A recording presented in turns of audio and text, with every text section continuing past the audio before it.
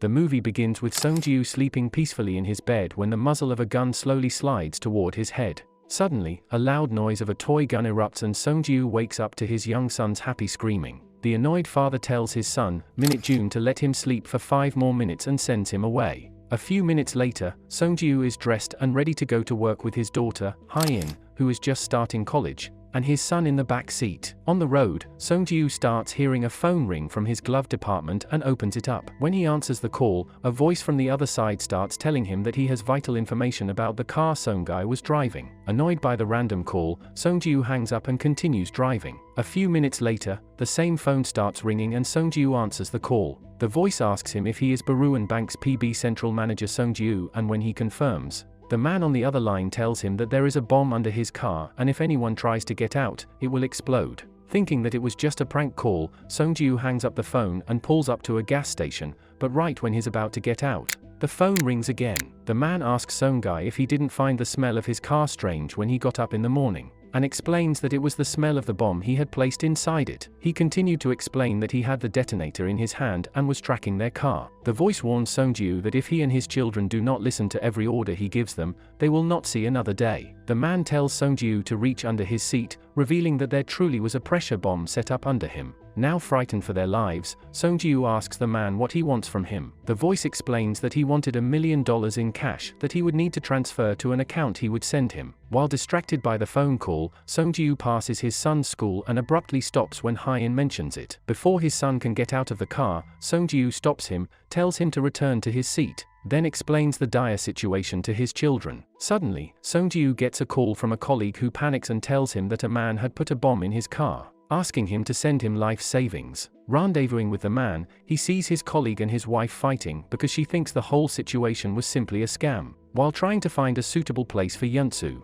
Sung-ji watches as his deputy's wife gets out of the car and it immediately explodes, killing the couple. Panicking, he looks back at his children and sees that a shrapnel had managed to get in the car and severely cut his son's leg. Min-jun starts to cry loudly as the blood gushes out of his cut leg, asking his father for help. When the man calls back again, Sung-ji begs him to let him take his son to the ER because he was badly hurt. The careless voice tells him that he would only allow his son to get medical attention after he transfers the money. Running out of options, Sung-ji stops on the side of the road and gives his daughter orders on how to better help her brother, telling her to use his tie to stop the bleeding. The voice on the other line tells him that now that his colleague has died, he will have to pay his share as well. Desperate to save his son, Sung-ji calls the office and lies about getting a huge client, and asks his colleague to transfer the funds because they're a little short. Giving him specific names, he tells him to ask for large sums of money to be transferred immediately. The man promises to accomplish the task in an hour and hangs up. While they wait, the stranger on the phone tells Sung-ji to have his wife get the $900,000 from his safe and deliver it.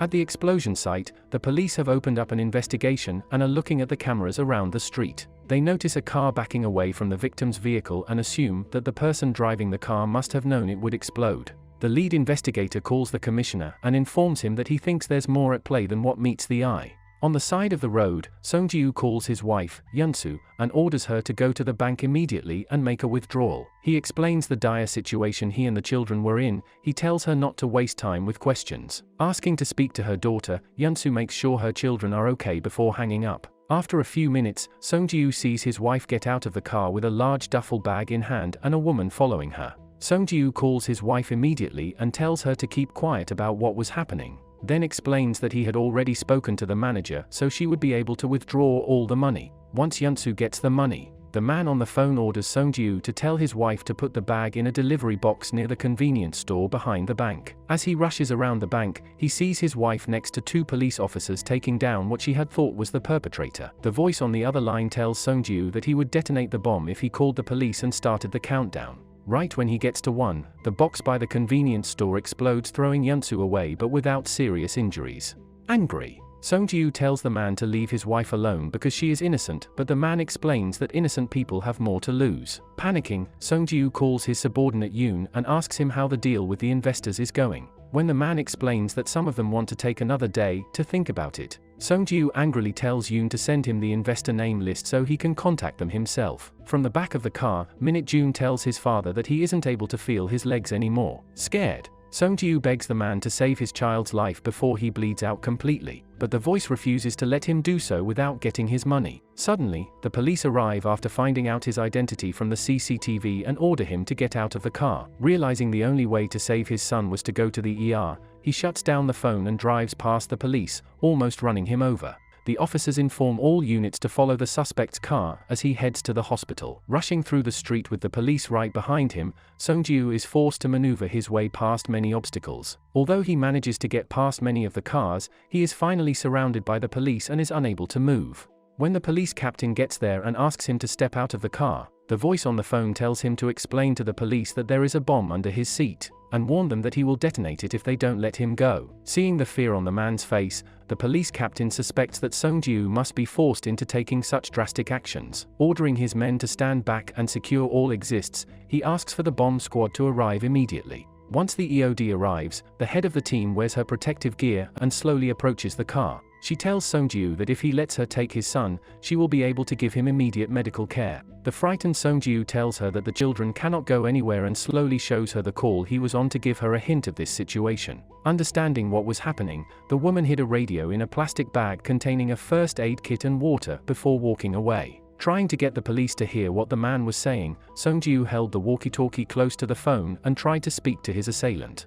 Immediately, Song-Ji gets a text message ordering him to toss the radio out the window. Warning him not to be smart, the man tells him that none of this would have happened if only had chosen to live an ordinary life. Before Song-Ji could get an answer about what the man meant, his phone lost signal. Returning to the car, the EOD team leader tells Song-Ji that they have blocked all cell signals and that he can speak freely. Gasping for air, Song-Ji explains his situation to the woman and assures her that the man trying to kill him was nearby watching. Returning with two of her colleagues, the woman inspects the car and discovers that the bomb was only placed on the front seats so they're able to get the children out. Once the hinges of the back doors are removed, the EOD squad takes the hurt child out of the car and rushes him to the emergency room.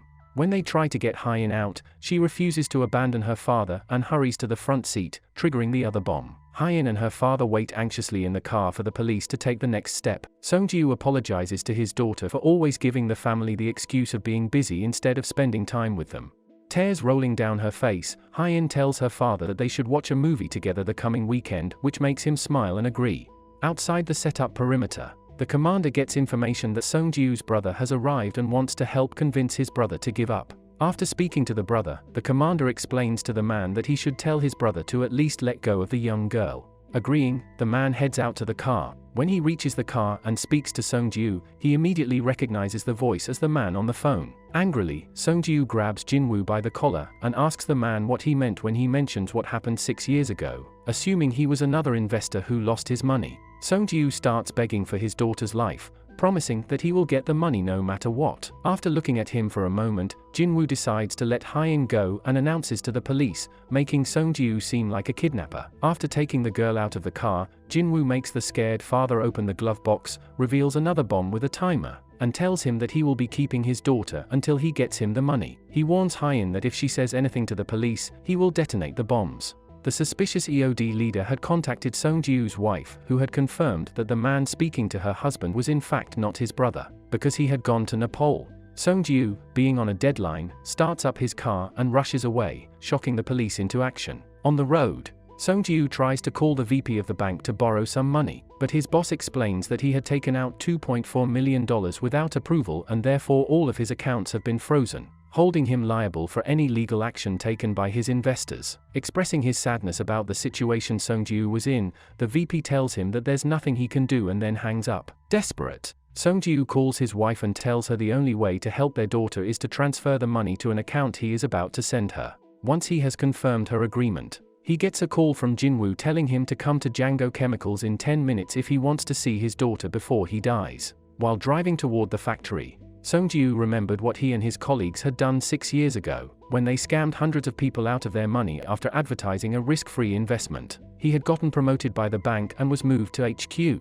After shredding all the documents one night, a woman approached him in the parking lot begging him to help her cover her losses, but he had just ignored her, driving away without speaking to her. When Song-Ji makes it to the abandoned factory, he sees banners posted all over the building expressing the bank's fraudulent deeds, reminding him of his action. When he reaches the parking lot, he finds his tied-up daughter in a car with her mouth plastered shut. Jinwoo then calls Sung-ju and tells him what he and the bank he worked for did to his family. His wife had killed herself along with their unborn baby because they had lost everything they had ever worked for. Crying, Sung-ju confesses what he had done all those years ago to his daughter. When Jinwoo enters the car, Sung-ju begs him to give him a chance to make everything right.